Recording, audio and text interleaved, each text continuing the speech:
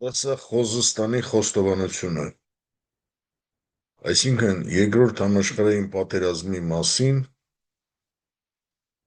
իրականությունը ռուսական հին առասպելի փոխարեն։ Եվ այսպես, առաջին, նրանք պետք է ասեն, Հիտլերին եւ նրա նացիոնալ-սոցիալիստական կուսակցությանը իշխանության բերեցինք մենք ռուսներս։ Երկրորդ, մտանք պատերազմի մեջ Հիտլերի կողքին։ Երրորդ, Լեհաստանը կիսեցինք։ Չորրորդ, մնացած Եվրոպան կիսեցինք։ Հինգերորդ, պատրաստվում ենք ամբողջ աշխարհը կիսել։ Վեցերորդ, նավթ, հաց, հումք ուղարկեցինք նացիստներին։ Յոթերորդ, նրանց տանկիստներին ու օդաչուներին ուսուցանեցինք ռուսական զորավարժարաններում։ 9-րդ, ուրեմն 8-րդ, երկրորդ համաշխարհային պատերազմը գնալով բորբոքեցինք ու սարքեցինք մի ահավոր հրդեհ, որի մեջ զոհ գնացին տասնյակ եւ հարյուրավոր միլիոնավոր մարդիկ։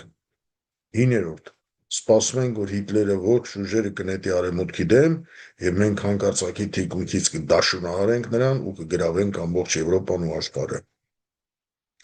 Հետո 10-րդ, Հիտլերը գուշակեց մեր կեղտոտ խաղը եւ շուռ եկավ դեպի արևելք ու հարձակվեց մեզ վրա։ 11-րդ, մենք ճչացինք, օգնեցեք։ 12-րդ, ամբողջ ժողովրդավարական աշխարհը,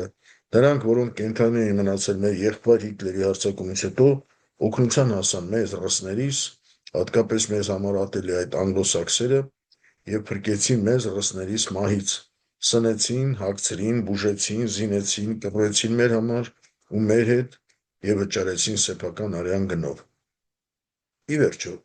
13-րդ, Հիտլերին ոչնչացրինք բոլորը միասին, 14-րդ, բայց մենք հաղթող հռչակեցինք մեզ։ Ահա սա է երկրորդ համաշխարհային պատերազմի մասին իրականությունը ռուսական առասպելի փոխարեն։ Ռսախոզստանի խոստովանությունը այն անպայման կհնչի ապագա նոր Նյուրնբերգյան տրիբունալում կամ Հաագայում։ Նացական Տեր Խաչատրյանց Բագրատունի, պատմաբան, գնդապետ, Հայաստանի ազատագրության համաշխարհային կազմակերպության համանախագահ։